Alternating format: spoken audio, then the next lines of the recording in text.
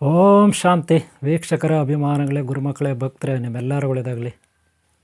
ಸಪ್ತಚಕ್ರಗಳ ಕುಂಡಲಿನಿ ಸಾಧನೆ ಅಥವಾ ಸಪ್ತಚಕ್ರಗಳ ಯೋಗ ಸಾಧನೆ ಅಥವಾ ಕುಂಡಲಿನಿ ಯೋಗ ಸಾಧನೆ. ಪ್ರತಿ ಮನುಷ್ಯ ಶರೀರ ಬಹಳ ಪವಿತ್ರವಾದುದು, ಅಮೂಲ್ಯವಾದುದು. ಯಾರ್ದು? ಮನುಷ್ಯ ಶರೀರ. ಮನುಷ್ಯರ ಶರೀರ ಎಲ್ಲ ಪ್ರಾಣಿ ವರ್ಗಗಳಿಗಿಂತ, ಪಶು ಪಕ್ಷಿ ಅಂತೀವಲ್ಲ, ನಾಯಿ, ಕುರಿ, ಮೇಕೆ, ಒಂಟೆ, ಕತ್ತೆ, ಕುದುರೆ ಇತ್ಯಾದಿ ಇತ್ಯಾದಿ ಪ್ರಾಣಿಗಳು, ಹಾಗೆ ಪಕ್ಷಿಗಳು, ಕೋಳಿ, ಕೊಕ್ಕ ಅಂತಿರಲ್ಲ ನೀವು, ಅವೆಲ್ಲಕ್ಕಿಂತ ಮಿಗಿಲಾದದ್ದು ಮನುಷ್ಯ ಶರೀರಕ್ಕೆ ತುಂಬ ಬೆಲೆ ಇರುತ್ತೆ. ಯಾಕೆ ಅಂದರೆ ಅವರ ಮೆದುಳು ಸಾಮರ್ಥ್ಯ, ಮನುಷ್ಯನ ಮೆದುಳು ಸಾಮರ್ಥ್ಯ ಎಲ್ಲ ಪ್ರಾಣಿಗಳಿಗಿಂತ, ಡಾಲ್ಫಿನ್ ಬಿಟ್ಟು, ಶಾರ್ಕ್ ಫಿಶ್ ಅಂತೀವಲ್ಲ, ಡಾಲ್ಫಿನ್, ಅವು ಬಿಟ್ಟು ಇನ್ನೆಲ್ಲ ಪ್ರಾಣಿಗಳಿಗಿಂತ ಶ್ರೇಷ್ಠವಾದದ್ದು ಮನುಷ್ಯ ಶರೀರ. ನಿಜ ಹೇಳ್ಬೇಕಂದ್ರೆ ಎಲ್ಲ ಪ್ರಾಣಿಗಳಿಗಿಂತೂ ಅಷ್ಟೇ ಅಲ್ಲ, ದೇವತೆಗಳಿದ್ದಾರಲ್ಲ ದೇವಲೋಕದಲ್ಲಿ, ಅವ್ರಿಗಿಂತೂ 14 ಲೋಕಗಳಲ್ಲಿ ಕೆಲವರೆಲ್ಲ ಇದ್ದಾರೆ. ಹೇಳ್ಬೇಕಂದ್ರೆ ಮನುಷ್ಯ ಜನ್ಮನೇ ದೊಡ್ಡದು. ಯಾಕೆ ಅಂದರೆ ಮನುಷ್ಯ ಈ ಭೂಮಿ ಮೇಲೆ ಇರ್ತಾನೆ, ಇಲ್ಲಿ ಸಾಕಷ್ಟು ಕಷ್ಟಗಳಿದೆ, ಸಾಕಷ್ಟು ಗಿಡ ಮರ ಬಳ್ಳಿ ಬೆಟ್ಟ ಗುಡ್ಡ ನದಿ ಸಾಗರಗಳಿದೆ, ಇಲ್ಲಿ ಸಾಕಷ್ಟು ನಮ್ಮ ಬಂಧು ಬಳಗ ಇರ್ತಾರೆ. ಇಲ್ಲಿ ನಮಗೆ ಕಾಮ, ಕ್ರೋಧ, ಮದ, ಮಾತ್ಸರ್ಯ ಅನ್ನೋ ಭಾವನಾತ್ಮಕವಾಗಿ ನಮ್ಮಲ್ಲಿ ಭಾವನೆಗಳಿರುತ್ತೆ. ಭಾವನೆಗಳಂದರೆ ಏನು? ಅಣ್ಣ, ಅಕ್ಕ, ತಂಗಿ, ತಮ್ಮ, ಚಿಕ್ಕಪ್ಪ, ಚಿಕ್ಕಮ್ಮ, ದೊಡ್ಡಪ್ಪ, ದೊಡ್ಡಮ್ಮ ಇತ್ಯಾದಿ. ಜೊತೆಗೆ ನಾಯಿ, ಮೊಲ, ಗಿಳಿ, ಕೋಗಿಲೆ, ನವಿಲು, ಆನೆ ಇತ್ಯಾದಿ ಮುದ್ದಾದ ಪ್ರಾಣಿಗಳನ್ನು, ಬೆಕ್ಕು ಇತ್ಯಾದಿ ಮುದ್ದಾದ ಪ್ರಾಣಿಗಳನ್ನು ಸಾಕ್ತಕ್ಕಂಥ ಅಭಿರುಚಿ ಮನುಷ್ಯನಿಗಿರುತ್ತೆ. ಅಭಿಲಾಷ ಅಲ್ವಾ, ಒಂದು ಹವ್ಯಾಸ. ಹಾಗೆ ಸಾಕಷ್ಟು ಇವನ ಆಟ ಪಾಠಗಳು, ಇನ್ನೊಂದು ಮತ್ತೊಂದು, ಇವಂದೇ ಆದ ಕಲೆ ಅಲ್ವಾ. ಮನುಷ್ಯನಿಗೆ ಸಾಕಷ್ಟು ಭಾವನೆಗಳಿದೆ, ಆಸೆ ಆಕಾಂಕ್ಷೆಗಳು, ಇನ್ನೊಂದು ಮತ್ತೊಂದು ಎಲ್ಲ ಇರುತ್ತೆ. ಅದರ ಜೊತೆಗೆ ಮೇಯ್ನಾಗಿ ಕಷ್ಟ ಸುಖ ಅಂತಿರುತ್ತೆ. ಇದ್ರ ಜೊತೆಗೆ ಆರೋಗ್ಯ ಭಾಗ್ಯ ಭಾಳ ಮುಖ್ಯವಾಗಿರಬೇಕು. ಇಲ್ಲ ಅಂದರೆ ಅವನ ಶರೀರಕ್ಕೆ ತುಂಬ ತೊಂದರೆ ಆಗುತ್ತೆ. ತೊಂದರೆ ಆದರೆ ಅದೊಂದು ನರಕ ಆಗುತ್ತೆ. ಭೂಮಿ ಮೇಲೆ ಸ್ವರ್ಗ ನೋಡೋದಲ್ಲ, ನರಕ ನೋಡಬೇಕಾಗುತ್ತೆ. ಆರೋಗ್ಯ ಇಲ್ಲಾಂದರೆ ಅವನ ಆಯುಷ್ಯ ಮುಗ್ದಂಗೆ, ಅವನು ನರಕದಲ್ಲಿ ಕೊಳದಂಗೆ. ಆರೋಗ್ಯ ಯಾರಿಗಿಲ್ವೋ ಅವರು ಸದಾ ನರಕದಲ್ಲೇ ಇದ್ದಾರೆ ಅಂತ ಅರ್ಥ. ಇವತ್ತಿನ ತಿಳ್ಕೊಳ್ಳಿ. ಯಾರೋ ಒಂದು ದಿನಕ್ಕೂ ಒಂದು ಮಾತ್ರೆ ತಿನ್ನಬಾರ್ದು. ಒಂದು ದಿನಕ್ಕೆ ಒಂದು ಮಾತ್ರೆ ಯಾರು ತಿನ್ನಲ್ಲ, ದಿನನಿತ್ಯ ಯಾರು ಮಾತ್ರೆಗಳು ತಿನ್ನಲ್ಲ, ಅವರು ಸ್ವರ್ಗದಲ್ಲೇ ಬದುಕ್ತಾ ಇದ್ದಾರೆ ಅಂತ ಅರ್ಥ. ಯಾವತ್ತೋ ಒಂದಿನ ನೆಗಡಿ ಬರುತ್ತೆ, ಜ್ವರ ಬರುತ್ತೆ, ಅದು ಕೂಡ ಬರಬಾರ್ದು ನೋಡ್ರಿ. ನೆಗಡಿ ಬರಬಾರ್ದು, ಜ್ವರ ಬರಬಾರ್ದು, ಯಾವುದೇ ಕಾಯಿಲೆಗಳು, ಅಂಗಾಂಗಗಳು ವೈಫಲ್ಯ ಪ್ರಾಬ್ಲಮ್ ಇರಬಾರ್ದು. ಅವ್ರು ನಿಜವಾದ ಆರೋಗ್ಯವಂತರು. ಅರ್ಥ ಮಾಡ್ಕೊಳ್ಳಿ, ನಿಜವಾದ ಆರೋಗ್ಯ ಭಾಗ್ಯವಂತರು ಯಾರು? ಯಾರಲ್ಲಿ ಒಂದು ಶಾಂತಿ ಇರುತ್ತೆ ಶರೀರದಲ್ಲಿ ಅವರು. ಇಲ್ಲಿ ಸಣ್ಣ ಇದ್ದಾರೆ ಶರೀರ, ದಪ್ಪ ಇದ್ದಾರೆ ಶರೀರ, ನೋಡೋಕೆ ಸುಂದರವಾಗಿದ್ದಾರೆ, ಒಳ್ಳೆ ಗೋಧಿ ಬಣ್ಣ, ನೋಡೋಕೆ ಅಮೇರಿಕನ್ ಥರ ಇದ್ದಾರೆ, ಬೇರೆ ದೇಶದವ್ರು ಫಾರಿನ್ ಕಂಟ್ರಿ ಥರ ಇದ್ದಾರೆ, ನೋಡೋಕ್ಕೆ ಒಳ್ಳೆ ಹೀರೋ ಥರ, ಹೀರೋಯಿನ್ ಥರ ಇದ್ದಾರೆ. ಮಿಸ್ ವರ್ಲ್ಡು, ಮಿಸ್ ಯೂನಿವರ್ಸು ಇದೆಲ್ಲ ಏನಕ್ಕೋ ಕೆಲಸಕ್ಕೆ ಬರೋದಿಲ್ಲ. ಇವ್ರ ಹತ್ರ ದುಡ್ಡು ಐತೆ, ಹಣ ಐತೆ, ಅಧಿಕಾರ ಐತೆ, ಇವು ಏನಕ್ಕೆ ಕೆಲಸಕ್ಕೆ ಬರೋಲ್ಲ. ಆರೋಗ್ಯ ಭಾಗ್ಯನೇ ಮುಖ್ಯ. ಅದಕ್ಕೆ ನಮ್ಮಲ್ಲಿ ಚಕ್ರಗಳು ಅಂತಿರುತ್ತೆ. ಚಕ್ರಗಳು ಅಂದರೆ ನನಗೆ ಗೊತ್ತೇನ್ರಿ, ಈಗಾಗಲೇ ನಾನು ಭಾಗ 1, 2, 3 ಪಾಠನಲ್ಲಿ ಮಾಡಿದ್ದೀನಿ.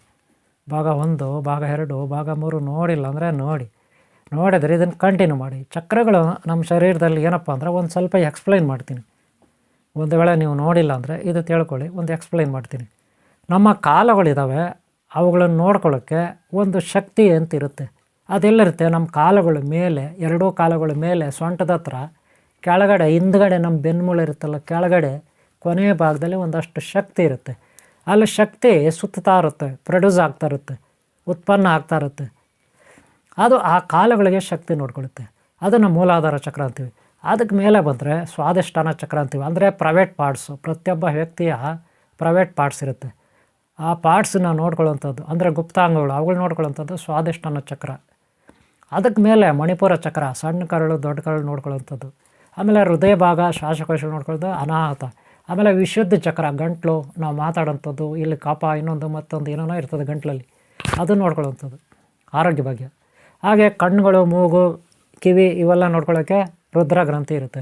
ಇನ್ನೊಂದು ಟೋಟಲ್ ನಮ್ಮ ಬ್ರೈನು, ನಮ್ಮ ಜ್ಞಾನ ಪ್ರಜ್ಞೆ ನೋಡ್ಕೊಳ್ಳೋಕ್ಕೆ ಸಹಸ್ರಾರು ಅಂತ 7ನೇ ಚಕ್ರ ಇರುತ್ತೆ. ಹೀಗೆ ಒಂದೊಂದು ಚಕ್ರಗಳು ಅಂದರೆ ಆಯಾ ಏರಿಯಾನಲ್ಲಿ ನೋಡ್ಕೊಳ್ತಕ್ಕಂಥ ಶಕ್ತಿ ಕೇಂದ್ರಗಳು.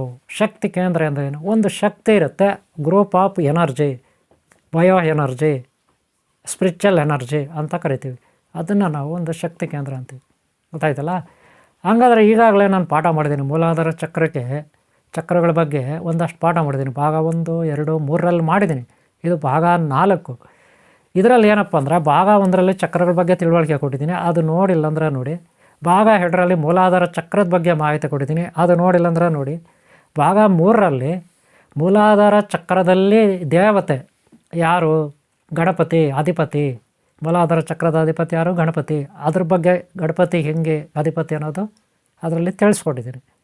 ಇನ್ನು ಮೂಲಾಧಾರ ಚಕ್ರದಲ್ಲಿ ಅಧಿಪತಿ ಬಗ್ಗೆ ತಿಳಿಸ್ಕೊಟ್ಟಿದ್ದೀನಿ. ಈಗ ಮೂಲಾಧಾರ ಚಕ್ರದಲ್ಲಿ ಬಣ್ಣ, ಈ ಚಕ್ರಗಳಲ್ಲಿ ಬಣ್ಣಗಳಿರುತ್ತೆ. ಈಗ 7 ಬಣ್ಣಗಳು ಅಂತೀರ ನೀವು. ಸೂರ್ಯ ಭಗವಾನ ಕಾಮನ್ ಬಿಲ್ಲು ಆದಾಗ 7 ಬಣ್ಣ. ಈ ಜಗತ್ತಿನಲ್ಲಿ ಸಾಕಷ್ಟು ಬಣ್ಣಗಳಿದ್ದಾವೆ, 100,000 ಬಣ್ಣಗಳಿದ್ದಾವೆ. ಆದರೆ ಮೇಯ್ನ್ ಇರೋದೇ 3 ಬಣ್ಣ. 3 ಬಣ್ಣ ಇರೋದು ಮೇಯ್ನ್. ನೆನ್ಪಿಟ್ಕೊಳ್ಳಿ, ಒಂದು ರೆಡ್ಡು ಅಥವಾ ಆರೆಂಜು, ಎಲ್ಲೋ, ಈ 3 ಸೇರಿ ಒಂದೇ. ಹಾಗೆ ಬ್ಲೂ, ಗ್ರೀನು, ಬ್ಲ್ಯಾಕು ಇವೆಲ್ಲ ಸೇರಿ ಒಂದೇ, ನೆನ್ಪಿಟ್ಕೊಳ್ಳಿ. ಹಾಗೆ ಪಿಂಕು, ಇನ್ನೊಂದು ಮತ್ತೊಂದು ವೈಟು, ಇವೆಲ್ಲ ಸೇರಿ ಒಂದು. ಹಂಗೆ ಗೊತ್ತಾಯ್ತಲ್ಲ? 3 ಬಣ್ಣ 7 ಬಣ್ಣ ಆಗುತ್ತೆ. 7 ಬಣ್ಣ ಹಂಗಂಗೆ ಮಲ್ಟಿಪ್ಲೈ ಆಗುತ್ತೆ, ಜಾಸ್ತಿ ಮಾಡ್ಕೋಬೋದು. ಎಲ್ಲಿ ಮಾಡ್ಕೋಬೋದು? ಪೇಂಟ್ ಅಂಗಡಿಯಲ್ಲಿ ಹೋಗಿ ನೀವು ಒಂದು ಪೇಂಟ್ ಡಬ್ಬ ಇಟ್ಕೊಬಿಟ್ಟು, ಒಂದೇ ಒಂದು ಪೇಂಟ್ ಇರ್ತದೆ, ವೈಟ್ ವೈಟ್ನರ್ ಅಂತಾರೆ, ವೈಟ್ ಕಲರ್ ಪೇಂಟು ಒಂದು ಡಬ್ಬ ತಗೋತಾರೆ. ಅದಕ್ಕೆ ಬೇರೆ ಬೇರೆ ಕಲರ್ಗಳಾಗ್ಬಿಟ್ಟು ಅದನ್ನು ಏನೋ ನಿಮ್ಗೆ ಯಾವ ಕಲರ್ ಬೇಕೋ ಆ ಕಲರ್ ರೆಡಿ ಮಾಡ್ಕೊಳ್ಬಿಡ್ತಾರೆ. ಕಂಪ್ಯೂಟರೈಸರ್ ಕಲರ್ ಅಂತಾರೆ. ಗೊತ್ತಾಯ್ತಲ್ಲ? ಹಾಗೆ ನಮ್ಮ ಶರೀರದಲ್ಲಿ ರಕ್ತ ಅಂತ ಒಂದೇ ಇರುತ್ತೆ, ಆದರೆ ಬೇರೆ ಬೇರೆ ಏರಿಯಾನಲ್ಲಿ ಬೇರೆ ಬೇರೆ ಕಲರ್ ಇರುತ್ತೆ. ಅದು ಯಾಕೆ ಆ ರೀತಿ ಅಂತ ನಾನು ಎಕ್ಸ್ಪ್ಲೈನ್ ಮಾಡ್ತೀನಿ ಈ ಒಂದು ಭಾಗದಲ್ಲಿ. ನೋಡಿಯಪ್ಪ, ಕಾಲುಗಳು ಸೊಂಟದಿಂದ ಕೆಳಗಡೆ, ನಮ್ಮ ಸೊಂಟದಿಂದ ಕೆಳಗಡೆ ಇರೋದೇ ಮೂಲಾಧಾರ ಚಕ್ರ. ನಮ್ಮ ಸೊಂಟದಿಂದ ಕೆಳಗಡೆ ಅಂದರೆ ನಮ್ಮ ಬೆನ್ನುಮೂಳೆ ಇದಲ್ಲ ಹಿಂದ್ಗಡೆ, ಕೊನೆಯ ಭಾಗ ಕೆಳಗಡೆ, ಬೆನ್ನುಮೂಳೆ ಕೊನೆಯ ಭಾಗ ಕೆಳಗಡೆ, ಅದನ್ನು ಮೂಲಾಧಾರ ಚಕ್ರ ಕಾಲುಗಳನ್ನ ನೋಡ್ಕೊಳ್ಳುತ್ತೆ. ನಮ್ಮ ಕಾಲುಗಳಲ್ಲಿ ರಕ್ತ ಒಂದೇ ಕಲರ್ ಇದೆ ಅಂತ ನೀವು ಅಂದ್ಕೊತೀರ, ನಿಜಾನೇ. ಹಾಗೆ ಸಣ್ಣ ಕರಳು ದೊಡ್ಡ ಕರಳು ಅಲ್ಲಿ ಕೂಡ ಒಂದೇ ಕಲರ್ ರಕ್ತನೇ, ನಿಜಾನೇ. ಆದರೆ ಹೃದಯ ಭಾಗ, ಶ್ವಾಸಕೋಶ ಅಲ್ಲಿ ಕೂಡ ಒಂದೇ ಕಲರ್, ನಿಜಾನೇ. ಗಂಟಲು ಇಲ್ಲಿ ಕೂಡ ಒಂದೇ ಕಲರ್, ನಿಜಾನೇ. ತಲೆ ಭಾಗ ಇಲ್ಲಿ ಕೂಡ ಒಂದೇ ಕಲರ್, ನಿಜಾನೇ. ಯಾವುದು? ರೆಡ್ ಕಲರ್ ಅಂತೀರ. ಆದರೆ ಅಲ್ಲಿ ಕೆಲವು ಮಿಕ್ಸ್ ಆಗಿಬಿಡ್ತವೆ, ಗ್ರಂಥಿಗಳಿರ್ತವೆ. ನಮ್ಮ ಶರೀರದಲ್ಲಿ 3 ಗ್ರಂಥಿಗಳಿರುತ್ತೆ. ಅವು ಹೆಂಗಪ್ಪ ಅಂದರೆ, ಮೂಲಾಧಾರ ಚಕ್ರ ಅಂದರೆ ಕಾಲುಗಳನ್ನ, ಪ್ರೈವೇಟ್ ಪಾರ್ಟ್ನ, ಹಾಗೆ ಸಣ್ಣ ಕಾಲು ದೊಡ್ಡ ಕಾಲು ನೋಡ್ಕೊಳ್ಳೋಕ್ಕೆ ಬ್ರಹ್ಮಗ್ರಂಥಿ ಅಂತೀವಿ. ಗ್ರಂಥಿ ಅಂದರೆ ದ್ರಾವಕ, ಲಿಕ್ವಿಡ್, ಕೆಮಿಕಲ್ ದ್ರಾವಕ. ಗ್ರಂಥಿ ಅಂದರೆ ಬಯೋಕೆಮಿಸ್ಟ್ರಿ, ರಾಸಾಯನಿಕ ಪದಾರ್ಥ ಅಂತೀವಿ. ಇದೆಲ್ಲಿರುತ್ತೆ? ಅದು ಏನನ್ನು ನೋಡ್ಕೊಳ್ಳುತ್ತೆ? ನಮ್ಮ ಕಾಲುಗಳು, ಪ್ರೈವೇಟ್ ಪಾರ್ಟ್ಸು ಅಂದರೆ ಗೊತ್ತಲ್ಲ, ನಮ್ಮ ಗುಪ್ತಾಂಗಗಳು, ಸಣ್ಣ ಕಾಲು ದೊಡ್ಡ. ಇದನ್ನು ಯಾವ್ದು ನೋಡ್ಕೊಳ್ಳುತ್ತೆ? ಬ್ರಹ್ಮಗ್ರಂಥಿ ನೋಡ್ಕೊಳ್ಳುತ್ತೆ. ಸಂತಾನ, ಮಕ್ಕಳಾಗಬೇಕಾದ್ರೆ ಏನು? ಬ್ರಹ್ಮಗ್ರಂಥಿ ಬೇಕು. ಪ್ರತಿಯೊಬ್ಬರಿಗೂ ಅವ್ರದ್ದೇ ಆದ ತೇಜಸ್ಸಿರುತ್ತೆ, ಅದರಿಂದ ಮಕ್ಕಳಾಗುತ್ತೆ. ಅದನ್ನು ರಾಸಾಯನಿಕ ಪದಾರ್ಥ ಅಂತೀವಿ. ಅದರ ಪರಿಣಾಮ ನಮ್ಮ ಕಾಲುಗಳಿಗೆ, ಸಣ್ಣ ಕಾಲಿಗೆ ಅಲ್ಲಿರ್ತಕ್ಕಂಥ ರಕ್ತ ಇರುತ್ತಲ್ಲ, ಅದರಲ್ಲಿರೋ ಕೆಮಿಕಲ್ಲು ಎಲ್ಲ ಕಡೆ ಹರಿದಾಡುತ್ತೆ. ರಾಸಾಯನಿಕ ಪದಾರ್ಥ ಯಾವುದು? ಬ್ರಹ್ಮಗ್ರಂಥಿ, ಅದು ತೇಜಸ್ಸು, ಅದರಿಂದನೇ ಮಕ್ಕಳಾಗೋದು. ಗೊತ್ತಾಯ್ತಲ್ಲ? ಆದ್ದರಿಂದ ಏನಾಗುತ್ತೆ, ಆ ರಕ್ತದಲ್ಲಿ ಸ್ವಲ್ಪ ಮಿಕ್ಸ್ ಆದಾಗ ಅಲ್ಲಿ ಕಲ್ಲರ್ ಚೇಂಜ್ ಆಗುತ್ತೆ ರಕ್ತದ್ದು. ಯಾವ ಕಲರು? ಇದು ವೈಟ್ ಮಿಕ್ಸ್ ಆದರೆ ರಕ್ತದ ಕಲ್ಲರೇ ಬರುತ್ತೆ ಹೊರತು ಬೇರೆ ಕಲರ್ ಬರಲ್ಲ. ನಿಮ್ಗೆ ಗೊತ್ತಿರೋ ವಿಚಾರ ಇದು ಅಲ್ವಾ? ಈಗ ವೈಟ್ ಕಲರ್ ಇದೆ, ಹಾಲು ಅಂತ ಇಟ್ಕೊಳ್ಳಿ. ಹಾಲಿಗೆ ನೀವು ರೆಡ್ ಕಲರ್ ಹಾಕಿ ರೆಡ್ಡೇ ಇರುತ್ತೆ, ಬ್ಲೂ ಕಲರ್ ಹಾಕಿ ಬ್ಲೂನೇ ಇರುತ್ತೆ ಹಾಲಿಗೆ ಅಲ್ವಾ? ಗ್ರೀನ್ ಹಾಕಿ ಗ್ರೀನ್ ಇರುತ್ತೆ, ಬ್ಲ್ಯಾಕ್ ಹಾಕಿ ಬ್ಲ್ಯಾಕ್ ಇರುತ್ತೆ. ಕರೆಕ್ಟ್ ತಾನೇ? ವೈಟು ಕಲ್ಲರು, ಅದಕ್ಕೆ ಯಾವ ಕಲರ್ ಹಾಕಿರೋ ಅದೇ ಕಲರ್ ಇರುತ್ತೆ. ಹಾಗೆ ಇಲ್ಲಿ ಬ್ರಹ್ಮಗ್ರಂಥಿನಲ್ಲಿ ವೈಟೇ ಇರೋದು. ಯಾವುದು? ಈ ಮಕ್ಕಳಾಗುತ್ತಲ್ಲ, ಮಕ್ಕಳು, ಸಂತಾನಾಭಿವೃದ್ಧಿ, ಅದು ಬ್ರಹ್ಮ ಸರಸ್ವತಿ ಸೃಷ್ಟಿಕರ್ತರು. ಅಲ್ಲಿ ಗ್ರಂಥಿ, ಬ್ರಹ್ಮಗ್ರಂಥಿ, ಅದರಿಂದ ಮಕ್ಕಳಾಗುತ್ತೆ. ಅದು ಯಾವ ಕಲರು? White colour. ಅಲ್ಲಿ ರಕ್ತ ಮಿಕ್ಸ್ ಆದರೂ ಅದರಲ್ಲಿ ಯಾವ ಕಲರ್ ಇರುತ್ತೆ? ರೆಡ್ಡೇ ಇರುತ್ತೆ. ಸ್ವಲ್ಪ ತಿಳಿಯಾಗಿದ್ದರೆ ಆರೆಂಜ್ ಕಲರ್ ಇರುತ್ತೆ, ಇನ್ನೂ ತಿಳಿಯಾಗಿದ್ದರೆ ಯೆಲ್ಲೋ ಕಲರ್ ಇರುತ್ತೆ, ಅಷ್ಟೇ. ಇನ್ನೇನಿರುತ್ತೆ ಅಲ್ಲಿ? ಮೇಯ್ನ್ ರೆಡ್ಡೆ ಅಲ್ವಾ? ಇದು ಬ್ರಹ್ಮಗ್ರಂಥಿ ಕಲ್ಲರ್. ಅದೇ ಸಣ್ಣ ಕರಳು ದೊಡ್ಡ ಕರಳು ಇನ್ನು ಸ್ವಲ್ಪ ಮೇಲೆ ಬಂದರೆ ಅಲ್ಲಿ ಯಕೃತ್ತು ಅಂತ ಬರುತ್ತೆ. ಕೋಳಿ ಕುರಿ ಕಟ್ ಮಾಡಿದಾಗ ನೋಡ್ಬೋದು, ಲಿಕ್ವಿಡ್ ಇರುತ್ತೆ. ಹೈಡ್ರೋಕ್ಲೋರಿಕ್ ಆಮ್ಲ ಅಂತೀವಿ. ಹುಣಸೆ ಹಣ್ಣು ಇರುತ್ತಲ್ಲ ಆ ರೀತಿ. ನಮ್ಮ ಹಸಿವಾಗುತ್ತಲ್ಲ ಊಟ ತಿಂದರೆ, ಅದರಿಂದಲ್ಲ ಜಠರದಲ್ಲಿ ಅದು ಜಠರಾಗ್ನಿ ಬೆಂಕಿ ಥರ ಕುದಿಯುತ್ತೆ. ಅದು ಆಹಾರವನ್ನೆಲ್ಲ ಜೀರ್ಣ ಮಾಡುತ್ತೆ. ಏನಾದರೂ ನೀರಿನಲ್ಲಿ ಆಹಾರದಲ್ಲಿ ಬ್ಯಾಕ್ಟೀರಿಯಾ ಒಳಗಡೋದ್ರೆ ಅದು ಸುಟ್ಟಾಕುತ್ತೆ. ಅದು ಲಿಕ್ವಿಡ್ಡು, ಅದು ಭಾಳ ಕಹಿಯಾಗಿರುತ್ತೆ. ಯಾವ ಕಲರ್ ಇರುತ್ತೆ? ಬ್ಲೂ ಕಲರ್, ಗ್ರೀನ್ ಕಲರ್ ಇರುತ್ತೆ. ಬ್ಲೂ ಗ್ರೀನ್ ಅಂತ ಹೇಳ್ಬೋದು. ಅದು ಕೋಳಿ ಕುರಿ ಕಟ್ ಮಾಡಿದವ್ರಿಗೆ ಗೊತ್ತಾಗುತ್ತದೆ. ಅದನ್ನು ಯಾರೂ ತಿನ್ನೋದಿಲ್ಲ, ಎತ್ತಿಸಾಕ್ತಾರೆ. ಯಾಕೆಂದರೆ ಕಹಿ, ಅದು ಅಷ್ಟೊಂದು ಕಹಿ ಇರುತ್ತೆ. ಲಿಕ್ವಿಡ್ ಅದು ಒಂದೊಂದು ಡ್ರಾಪ್ ನಮ್ಮ ಜಠರದಲ್ಲಿ ಸುರಿತಾ ಇರ್ತದೆ. ನಾವು ತಿಂದ ಆಹಾರ, ಕುಡಿದ ನೀರು, ಅದು ಒಂದೊಂದು ಡ್ರಾಪ್ ಸುರಿತಾ ಇದ್ರೆ ಆಹಾರ ಎಲ್ಲ ಜೀರ್ಣ ಆಗುತ್ತೆ. ಆಹಾರದಲ್ಲಿರೋ ಬ್ಯಾಕ್ಟೀರಿಯಾ, ವಿಷ ಪದಾರ್ಥಗಳೆಲ್ಲ ನಾಶ ಆಗುತ್ತೆ, ಅದರಿಂದ ಸುಟ್ಟಾಕುತ್ತೆ. ಅಷ್ಟೇ ಅಲ್ಲ, ಅದು ಯಕೃತ್ತು. ಅಲ್ಲಿ ಅದನ್ನು ನಾವು ಒಂದು ವಿಷ್ಣು ಗ್ರಂಥಿ ಅಂತ ಕರಿತೀವಿ. ಅದನ್ನು ವಿಷ್ಣು ಗ್ರಂಥಿ ಅಂತ ನಾವು ಕರಿತೀವಿ. ಆ ಯಕೃತ್ತು ಕೆಳಗಡೆ ಇರುತ್ತೆ. ಅದು ಕೂಡ ಸೋಪು, ಬಟ್ಟೆಗೆ ಸೋಪ್ ಹಾಕಿ ವಾಶ್ ಮಾಡ್ತೀವಲ್ಲ, ಆ ಥರ ನಮ್ಮ ಆಹಾರ ಅದನ್ನೆಲ್ಲ ಶುದ್ಧಿ ಮಾಡುತ್ತೆ. ಯಕೃತ್ತು ಸಪ್ರೇಟ್ ಮಾಡುತ್ತೆ, ಗಲೀಜೆಲ್ಲ ಒಂದು ಕಡೆ ಕಳಿಸುತ್ತೆ, ಆಚೆಗೆ ಆಹಾರನೇ ಒಂದು ಕಡೆ ಆ ಥರ ಮಾಡುತ್ತದೆ, ಶುದ್ಧಿ ಮಾಡುತ್ತೆ. ಅದೇ ಈ ಲಿಕ್ವಿಡ್ ಏನು ಮಾಡುತ್ತೆ? ಸುರಿಯುತ್ತೆ, ವಿಷ್ಣು ಗ್ರಂಥಿ, ಗೊತ್ತಾಯ್ತಲ್ಲ. ಆದರೆ ಆ ಏರಿಯಾನಲ್ಲಿ ಹೃದಯ ಭಾಗ, ಎದೆ ಭಾಗ, ಅಲ್ಲೆಲ್ಲ ರಕ್ತ ಯಾವ ಕಲರ್ ಇರುತ್ತೆ? ಸ್ವಲ್ಪ ಗ್ರೀನ್ ಕಲರ್ ಇರುತ್ತೆ.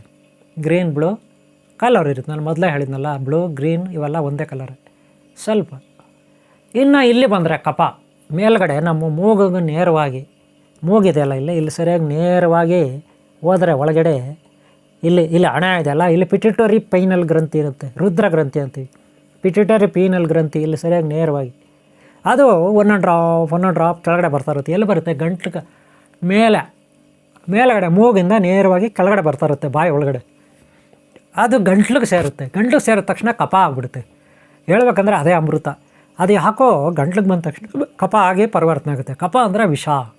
ಅಮೃತ ಇಲ್ಲಿರುತ್ತೆ, ಒಂದೊಂದು ಡ್ರಾಪ್ ಒಳಗಡೆ ಬರುತ್ತೆ, ಅದು ಕಫ ಆಗಿ ಪರಿವರ್ತನೆ ಆಗುತ್ತೆ. ಇವತ್ತಿಗೂ ವಿಜ್ಞಾನಿಗಳಿಗೆ ಅದು ಯಾಕೆ ಹಂಗಾಗುತ್ತೆ ಅಂತ ಗೊತ್ತಿಲ್ಲ, ಕಂಡಿಡೋಕ್ಕಾಗ್ತಿಲ್ಲ. ದೈವ ಸೃಷ್ಟಿ ಅದೇ. ಒಂದು ವೇಳೆ ಅದು ಕಫ ಆಗಲಿಲ್ಲ ಅಂತ ಇಟ್ಕೊಳ್ಳಿ, ಅದು ಅಮೃತವಾಗಿ ನಮ್ಮ ಶರೀರದೊಳಗಡೆ ಹೊಟ್ಟೋಗುತ್ತೆ, ಹೊಟ್ಟೆ ಒಳಗೆ. ಆವಾಗ ನಮ್ಮ ಅಮರತ್ವ ಲಭಿಸುತ್ತೆ.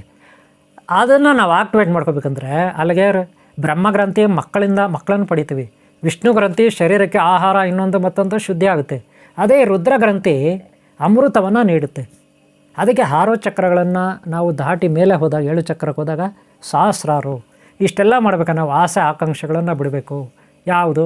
ಕಾಮ, ಕ್ರೋಧ, ಮದ, ಮಾತ್ಸರ್ಯ ಇವನು ಬಿಟ್ಟಾಗ ಗ್ರಂಥಿಗಳು ಕೆಲಸ ಮಾಡಲ್ಲ. ಮಾಡಿದರೂ ಬಹಳ ಶಿಷ್ಟಾಚಾರದಲ್ಲಿ ಮಾಡ್ತವೆ, ಹೆಂಗಂದ್ರೆ ಹಂಗೆ ಮಾಡಲ್ಲ. ಅರ್ಥ ಆಯ್ತಾ? ಇನ್ನು ಕಾಮ ವಾಸನೆ ಇರಬಾರ್ದು, ಆಸೆಗಳು ಆಕಾಂಕ್ಷೆಗಳು ಇವ್ಯಾವು ಹೆಚ್ಚಾಗಿರಬಾರ್ದು, ದುರಾಸೆಗಳಿರಬಾರ್ದು, ಕ್ರೋಧ ಕೋಪ ಇರಬಾರ್ದು, ಮದ ಅಹಂಕಾರ ಇರಬಾರ್ದು, ಮೋಹ ಶೋಕ ದುಃಖ ಭಯ ಇವ್ಯಾವು ಇರಬಾರ್ದು. ಇವೆಲ್ಲ ಇದ್ದರೆ ಏನಾಗುತ್ತೆ? ಈ ಗ್ರಂಥಿಗಳು ಹೆಂಗಂದ್ರೆ ಹಂಗೆ ಕೆಲಸ ಮಾಡ್ತವೆ. ಕಾಮ ಹೆಂಗಂದ್ರೆ ಹಂಗೆ ಬಂದರೆ ಏನಾಗುತ್ತೆ? ಬ್ರಹ್ಮಗ್ರಂಥಿ ಹೆಂಗಂದ್ರೆ ಹಂಗೆ ಕೆಲಸ ಮಾಡುತ್ತೆ. ಕೋಪ ಹೆಂಗಂದ್ರೆ ಹಂಗೆ ಬಂದರೆ ಏನಾಗುತ್ತೆ? ಹೃದಯದಲ್ಲಿರೋದು ದೇಶ ಅಲ್ಲ, ಹೃದಯದ ದೇಶ ಏನಾಗುತ್ತೆ? ಇಲ್ಲಿ ವಿಷ್ಣು ಗ್ರಂಥಿ ಹೆಂಗಂದ್ರೆ ಹಂಗೆ ಕೆಲಸ ಮಾಡುತ್ತೆ. ತಿನ್ನೋದ್ರ ಮೇಲೆ ಕೈಯಲ್ಲಿ ಹೋಗ್ಬಿಟ್ರೆ ಹೆಂಗಂದ್ರೆ ಹಂಗೆ ಕೆಲಸ ಮಾಡುತ್ತೆ ಅಲ್ವಾ? ಹಿಂಗೆ ಆಮೇಲೆ ಕೋಪ ಮಾಡ್ಕೊಂಡ್ರೆ ರುದ್ರಗ್ರಂಥಿ ಹೆಂಗಂದ್ರೆ ಹಂಗೆ ಕೆಲಸ ಮಾಡುತ್ತೆ. ಹೆಂಗಂದ್ರೆ ಹಂಗೆ ಆಲೋಚನೆ ಮಾಡಿದ್ರೆ ಏನಾಗುತ್ತೆ? ರುದ್ರಗ್ರಂಥಿ ಹೆಂಗಂದ್ರೆ ಹಂಗೆ ಕೆಲಸ ಮಾಡುತ್ತೆ. ಇವು ಹೆಂಗಂದ್ರೆ ಹಂಗೆ ಕೆಲಸ ಮಾಡಬಾರ್ದು ಗ್ರಂಥಿಗಳು. ಅವಾಗೇ ಆಯಾ ಏರಿನಲ್ಲಿ ರಕ್ತ ಎಲ್ಲ ನಮಗೆ ಶುದ್ಧವಾಗಿ ಕರೆಕ್ಟಾಗಿರ್ತದೆ. ಇಲ್ಲ ಅಂದರೆ ಕೆಟ್ಟೋಗುತ್ತೆ, ಆ ಗ್ರಂಥಿಗಳಿಂದ ಮಿಕ್ಸ್ ಆಗಿಬಿಡುತ್ತೆ. ನಾನು ಹೇಳಿದ್ನಲ್ಲ, ಪೇಂಟ್ ಅಂಗಡಿಯಲ್ಲಿ ವೈಟ್ ಕಲರ್ ಡಬ್ಬನಲ್ಲಿ ಬೇರೆ ಕಲರ್ಗಳು ಹಾಕಿದರೆ ಏನಾಗುತ್ತೆ? ಬೇರೆ ಆಗುತ್ತೆ. ಹಾಗೆ ಆಯಾ ಗ್ರಂಥಿಗಳಿರೋ ಏರಿಯಾನಲ್ಲಿ ನಾವು ಕಾಮ ಜಾಸ್ತಿ ಬಂದುಬಿಟ್ರೆ ವೀರ್ಯ ಎಲ್ಲ ನಮ್ಮ ಶರೀರದಲ್ಲಿ ಹೆಂಗಂದ್ರೆ ಹಂಗೆ ಈಚೆ ಬರ್ತದೆ, ಹೆಂಗಂದ್ರೆ ಹಂಗೆ ಹೋಗುತ್ತೆ ಅಲ್ವಾ? ನಾಶ ಆಗುತ್ತೆ. ಹಾಗೆ ವಿಷ್ಣು ಗ್ರಂಥಿಲಿ ಹೃದಯ ಶ್ವಾಸಕೋಶಗಳು ಉಸಿರಾಟ ಎಲ್ಲ ಜಾಸ್ತಿ, ಹೃದಯ ಬಡಿತ ಜಾಸ್ತಿ ಆಗುತ್ತೆ. ಆಸೆ ಆಕಾಂಕ್ಷೆಗಳಿಂದ ಏನಾದರೂ ದುಡ್ಡು ಕಳ್ಕೊಬಿಟ್ರೆ ಏನಾಗುತ್ತೆ? ಹೃದಯ ಬಡ್ಕೊಳುತ್ತೆ. ಭಯ ನಷ್ಟ ಆಗಿಬಿಟ್ರೆ ಏನಾಗುತ್ತೆ? ಭಯ ಬಡ್ಕೊಳ್ಳುತ್ತೆ. ಆಸೆ ಜಾಸ್ತಿ ಬಂದುಬಿಟ್ರೆ ಏನಾಗುತ್ತೆ? ಭಯ ಆವಾಗ ಹೆಚ್ಚು ಕಡಿಮೆಗಳಾಗುತ್ತೆ. ಇಲ್ಲಿ ಹೊಟ್ಟೆಗೆ ತಿನ್ನಬೇಕು ಊಟ, ಹಸಿವು, ಅಥವಾ ಚೆನ್ನಾಗಿ ತಿನ್ನೋದು ಮೆಕ್ಕೋದು, ಅಥವಾ ತಿಂದಿರಾಗೋದು, ಇವೆರಡೂ ತಪ್ಪೆ. ಮೀಡಿಯಮ್ ಇರಬೇಕು, ಲಿಮಿಟ್ ಇರಬೇಕು. ಆವಾಗ ನಮ್ಮ ಗ್ರಂಥಿ ಎಲ್ಲ ಕರೆಕ್ಟಾಗಿ ಕೆಲಸ ಮಾಡುತ್ತೆ, ವಿಷ್ಣು ಗ್ರಂಥಿ. ಅದೇ ಕೋಪ ಮಾಡ್ಕೊಳ್ಳೋದು, ಇಷ್ಟ ಬಂದಂಗೆ ಆಲೋಚನೆ ಮಾಡಿದ್ರೆ ಏನಾಗುತ್ತೆ? ಬ್ರೈನೆಲ್ಲ ಹೋಗುತ್ತೆ. ಇಲ್ಲಿ ರುದ್ರಗ್ರಂಥಿ ಹೆಂಗಂದ್ರೆ ಕೆಲಸ ಮಾಡುತ್ತೆ, ಆಲೋಚನೆ ಕರೆಕ್ಟಾಗಿಲ್ಲ ಅಂದರೆ, ಇಷ್ಟ ಬಂದಾಗ ನಿರ್ಧಾರ ತಗೊಂಡ್ರೆ ಅಲ್ವಾ, ಆವಾಗ ರಕ್ತ ಅಲ್ಲಿರೋ ರಕ್ತ ಏನಾಗ್ತದೆ ಆ ಗ್ರಂಥಿಗಳಲ್ಲಿ ಕರಗಿಬಿಡುತ್ತೆ, ಅದು ಮಿಕ್ಸ್ ಆಗಿಬಿಡುತ್ತೆ. ಇಲ್ಲೆಲ್ಲ ಗ್ರಂಥಿಗಳು ಮಿಕ್ಸ್ ಆದರೆ ರಕ್ತ ಆಯಾ ಏರಿಯಾನಲ್ಲೇ ಬೇರೆ ಬೇರೆ ಕಲರ್ ಇರ್ತದೆ. ರಕ್ತ ಸ್ವಲ್ಪ ಮಿಕ್ಸ್ ಆಗಿಬಿಡುತ್ತೆ ರಕ್ತದಲ್ಲಿ. ಎಲ್ಲ ಕಡೆ ರೆಡ್ಡೇ ಇರೋದು ರಕ್ತ, ಆದರೆ ಈ ಗ್ರಂಥಿಗಳು ಮಿಕ್ಸ್ ಆಗಿಬಿಟ್ರೆ ರಕ್ತದಲ್ಲಿ ಆ ಕಲರ್ ಸ್ವಲ್ಪ ಚೇಂಜ್ ಆಗುತ್ತೆ, ಪೂರ್ತಿಯಾಗಿ ಚೇಂಜ್ ಆಗೋಲ್ಲ, ಸ್ವಲ್ಪ. ಅದಕ್ಕೆ ಮೂಲಾಧಾರಕ್ಕೆ ರೆಡ್ ಕಲರು, ಸ್ವಾದಿಷ್ಟಾನಕ್ಕೆ ಇನ್ನೊಂದು ಆರೆಂಜು, ಇನ್ನೊಂದು ಯೆಲ್ಲೋ, ಇನ್ನೊಂದು ಗ್ರೀನು, ಇನ್ನೊಂದು ಬ್ಲೂ, ಇನ್ನೊಂದು ವೈಲೆಟು ಇತ್ಯಾದಿ ಇರ್ತದೆ. ನೇರಳೆ ಬಣ್ಣ, ಒಂದೊಂದು ಚಕ್ರಕ್ಕೆ ಒಂದೊಂದು ಕಲರ್ ಇರ್ತದೆ. ಯಾಕೆ? ರಕ್ತ ಆ ರೀತಿ ಇರುತ್ತೆ ಅಂತ. ಹಂಗಂತ ಪೂರ್ತಿಯಾಗಿ ಬ್ಲೂ ಕಲರ್ ಇರೋಲ್ಲ ರಕ್ತ, ಪೂರ್ತಿಯಾಗಿ ಗ್ರೀನ್ ಕಲರ್ ಇರೋಲ್ಲ, ಪೂರ್ತಿಯಾಗಿ ಎಲ್ಲ ಕಲರ್ ಇರೋಲ್ಲ, ಹಂಗೆಲ್ಲ ಇರೋಲ್ಲ. ಆ ರೆಡ್ಗೆ ಸ್ವಲ್ಪ ಮಿಕ್ಸ್ ಆಗಿರುತ್ತೆ. ಆದರೆ ನೀವು ಫೋಟೋಗಳು ನೋಡಿದಾಗ ಎಲ್ಲಿ ಗೂಗಲಲ್ಲಿ ಅಲ್ಲಿ ಕುಂಡಲಿನಿ ಸಾಧನೆ ಚಕ್ರಗಳ ಫೋಟೋ ನೋಡಿದಾಗ ಬೇರೆ ಬೇರೆ ಕಲರ್ ಅವ್ರು ಹಾಕಿರ್ತಾರೆ. ಹಂಗಂತ ಅಲ್ಲ, ಆ ಏರಿಯಾನಲ್ಲಿ ಹಂಗಂಗೆ ಕಲರ್ ಇರೋಲ್ಲ, ಸ್ವಲ್ಪ ಆ ಕಲರ್ ಮಿಕ್ಸ್ ಆಗಿರುತ್ತೆ ರೆಡ್ಗೆ ಅಷ್ಟೇ. ರೆಡ್ ಎಲ್ಲ ಕಡೆ ರೆಡ್ ಇರುತ್ತೆ ರಕ್ತ, ಒಂದೊಂಚೂರು ಆ ಕಲರ್ ಮಿಕ್ಸ್ ಆಗಿರುತ್ತೆ ಅಷ್ಟೇ. ಅದಕ್ಕೆ ನಾವು ಅಲ್ಲಿನ ರಕ್ತ ಏರಿಯಾನಲ್ಲಿರ್ತಕ್ಕಂಥ ರಕ್ತ ಆ ರೀತಿ ಇರುತ್ತೆ ಸ್ವಲ್ಪ ಅಂತ ನಾವು ಹೇಳ್ಕೋಬೇಕು ಅಷ್ಟೇ. ಹಂಗಂತ ಪೂರ್ತಿಯಾಗಿ ಹಂಗೇನಿರಲ್ಲ, ಬ್ಲೂ ಕಲರ್ ಇರೋಲ್ಲ, ಅಲ್ಲೇನು ಗ್ರೀನ್ ಕಲರ್ ಇರೋಲ್ಲ, ಯೆಲ್ಲೋ ಕಲರ್ ಇರೋಲ್ಲ, ರೆಡ್ಡೇ ಇರ್ತದೆ. ಒಂಚೂರು ಅಲ್ಲಿ ಬೇರೆ ಬೇರೆ ಕಲರ್ ಬರ್ತದೆ. ಅದಕ್ಕೆ ಕಾರಣ ಗ್ರಂಥಿಗಳು. ಈಗ ಅರ್ಥ ಆಯ್ತಲ್ಲ? ಇದು ನಮ್ಮ ಶರೀರದಲ್ಲಿರ್ತಕ್ಕಂಥ ಬಣ್ಣಗಳ ಬಗ್ಗೆ. ಮೂಲಾಧಾರ ಚಕ್ರಕ್ಕೆ ರೆಡ್ ಇರುತ್ತೆ, ಬೇರೆ ಬೇರೆ ಕಲರ್ಗಳಿಗೆ ಚಕ್ರಗಳಿಗೆ ಬೇರೆ ಬೇರೆ ಕಲರ್ ಇರುತ್ತೆ.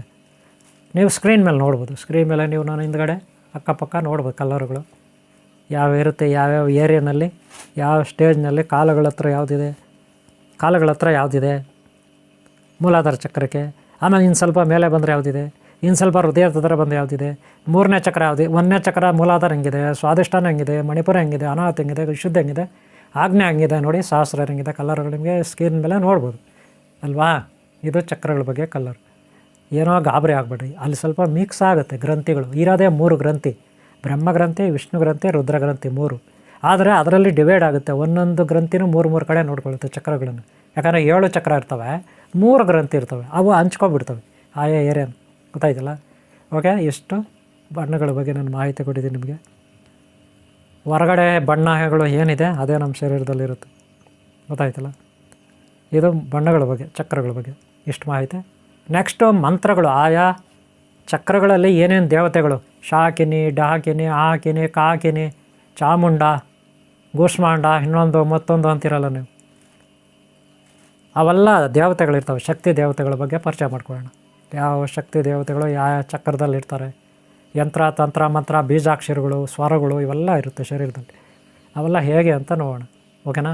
ಎಲ್ಲೆಲ್ಲಿ ಏನೇನು ಶಕ್ತಿ ಇರುತ್ತಂತ ಇವತ್ತು ಬಣ್ಣಗಳ ಬಗ್ಗೆ ತಿಳಿಸ್ಕೊಟ್ಟಿದ್ದೀನಿ. ರಕ್ತದಲ್ಲಿ ಯಾವ ರೀತಿ ಬಣ್ಣಗಳಿರುತ್ತೆ, ಯಾವ ಏರಿಯಾನಲ್ಲಿ ನೋಡಿ, ಅದನ್ನು ಚಕ್ರಗಳು ಅಂತ ನಾವು ಕರೀತೀವಿ. ನೀವು ಬೇರೆ ಥರ ಅದನ್ನು ಅಪಾರ್ಥ ಮಾಡ್ಕೊಬಿಡಿ. ಓಕೆನಾ? ಇಷ್ಟು ಹೇಳ್ತಾ ವಿಡಿಯೋ ಮುಗಿಸ್ತಾ ಇದ್ದೀನಿ. ಈ ವಿಡಿಯೋ ಇಷ್ಟಾದರೆ ಲೈಕ್ ಮಾಡಿ, ಹಾಗೆ ಹಿಂದಿನ ಭಾಗ ನೋಡಿ, ಮುಂದಿನ ಭಾಗ ನೋಡಿ, ಸಬ್ಸ್ಕ್ರೈಬ್ ಆಗಲ್ಲ ಅಂದರೆ ಹಾಕ್ಕೊಳ್ಳಿ. ಓಕೆನಾ? ಸಬ್ಸ್ಕ್ರೈಬ್ ಮಾಡ್ಕೊಳ್ಳಿ, ಹಾಗೆ ಹಿಂದಿನ ಭಾಗ ನೋಡಿ, ಮುಂದಿನ ಭಾಗ ನೋಡಿ. ಹಾಗೆ ಇಲ್ಲ ಆನ್ಲೈನ್ ಕ್ಲಾಸಸ್ ಇರುತ್ತೆ, ಉಚಿತವಾಗಿರುತ್ತೆ. ಸಪ್ತಚಕ್ರಗಳ ಕುಂಡಲಿನಿ ಸಾಧನೆ ಉಚಿತವಾಗಿ ಆನ್ಲೈನ್ ಕ್ಲಾಸಸ್ ಇರುತ್ತೆ. ಇಲ್ಲಿಗೆ ಮುಗಿಸ್ತಾ ಇದ್ದೀನಿ. ನಿಮ್ಗೆ ಒಳ್ಳೆಯದಾಗಲಿ. ಒಂದು ಲೈಕ್ ಮಾಡೋದು ಮರಿಬೇಡಿ, ಹಾಗೆ ಹಿಂದಿನ ಭಾಗ ನೋಡಿ, ಮುಂದಿನ ಭಾಗ ನೋಡಿ, ಸಬ್ಸ್ಕ್ರೈಬ್ ಆಗೋದು ಮರಿಬೇಡಿ. ಓಕೆನಾ? ನಂಬರ್ ಇರುತ್ತೆ ವಾಟ್ಸಪ್ ಕನೆಕ್ಟಲ್ಲಿ, ಹಾಗೆ ಆನ್ಲೈನ್ ಕ್ಲಾಸ್ ಸೇರ್ಕೊಳ್ಳಿ, ಕಲೀರಿ. ನಿಮಗೆಲ್ಲ ಒಳ್ಳೆಯದಾಗಲಿ. ಓಂ ಶಾಂತಿ, ಓಂ ಶಾಂತಿ, ಓಂ ಶಾಂತಿ. ಎಲ್ಲರಿಗೂ ಒಳ್ಳೆಯದಾಗಲಿ. ಒಂದು ಲೈಕ್ ಮಾಡೋದು ಮರಿಬೇಡಿ. ಓಕೆನಾ?